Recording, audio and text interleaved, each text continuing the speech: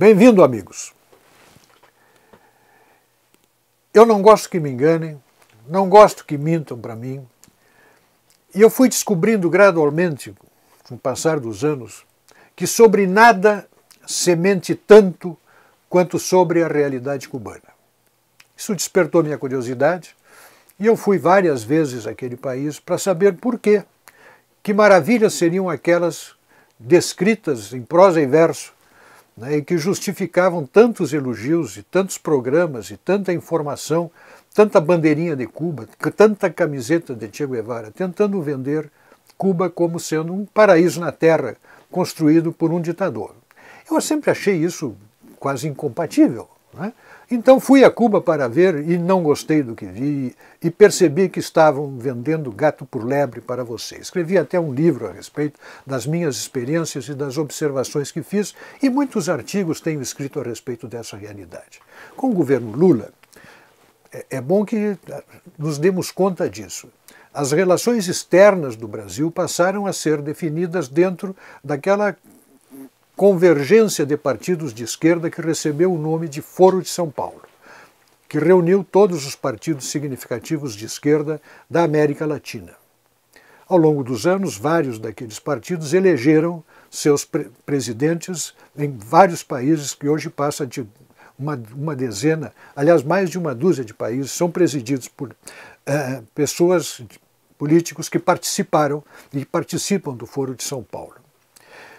São estas pessoas, nesse Foro de São Paulo, que conduzem as políticas externas dos países da América Latina, inclusive do Brasil.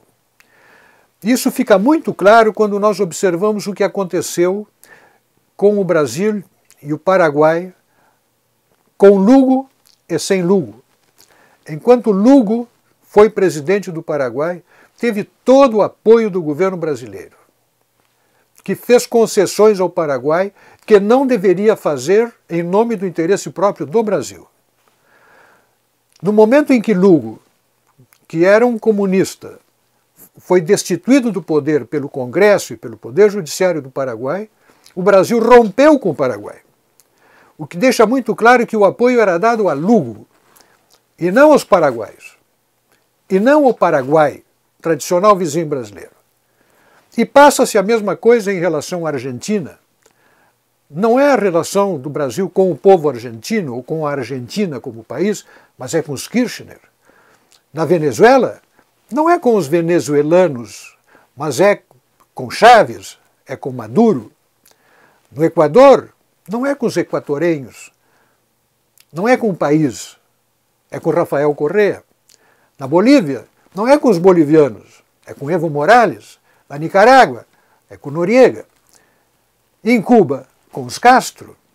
Então vejam o quanto isso distorce a diplomacia brasileira, o mal que isso faz para as relações externas do país. Pois bem, depois de tantas idas a Cuba, estabeleci relações com pessoas de lá, tenho correspondentes, essas pessoas me mandam a informação, eu recebo informação diariamente a respeito daquilo, e tenho ouvido nos últimos dias, insistentemente, esses dissidentes, que são dissidentes, perseguidos, quase todos já cumpriram longas penas de prisão, simplesmente porque pensam diferentes, porque pensar diferente do governo lá é correr o risco severíssimo de ser punido por atividade antirrevolucionária, porque acima de tudo lá está a revolução e as restrições que impõem a manifestação da opinião pública no país.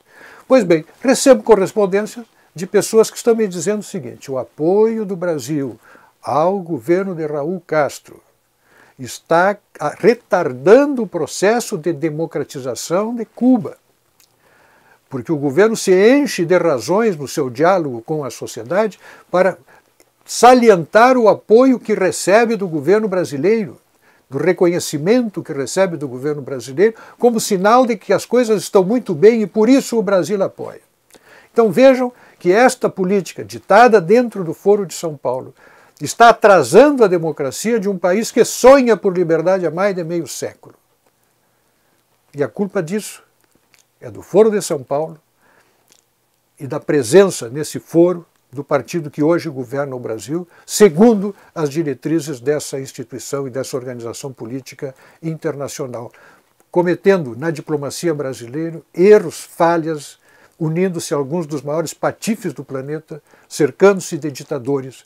E isso talvez seja uma das muitas causas pelas quais Dilma, onde vai hoje, receba vaias. Pense nisso.